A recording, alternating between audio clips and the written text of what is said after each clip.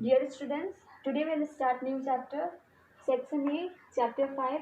Chapter name is sovereignty, and today's our topic is meaning of sovereignty, two dimension of sovereignty, definition of sovereignty, and nature of sovereignty.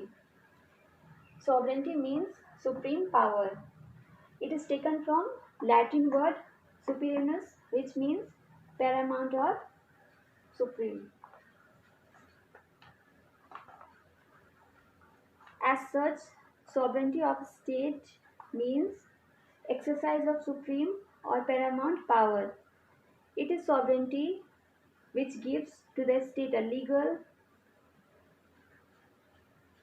status and vests it with supreme, final, ultimate, and legally ultimated power over all persons, organizations, and groups which inhabits its territory. All the people of the state lives as citizens of the state and are under its supreme power. Now, two dimensions of sovereignty. First is internal sovereignty and second is external sovereignty. Internal sovereignty means the exercise of supreme power over all the people and in the whole territory of the state. In simple words, we can say that internal sovereignty means supreme power of the state over all the people, groups, associations, organizations, and subjects living within the territory of the state. Now, second is external sovereignty. Theoretically, external sovereignty also means supreme power of the state in the international system, that is, in its relations with other states. The definition of sovereignty. There are so many philosophers of sovereignty like Bodin, Burgess, Pollock, Jelinek. Now, according to Bodin, sovereignty is the supreme power of the state over citizens and subjects, unrestrained by law. The nature of sovereignty. Now, first is originality, second is permanence, third is absoluteness, fourth is exclusiveness, fifth is comprehensiveness, sixth is inalienability, seventh is imperceptibility.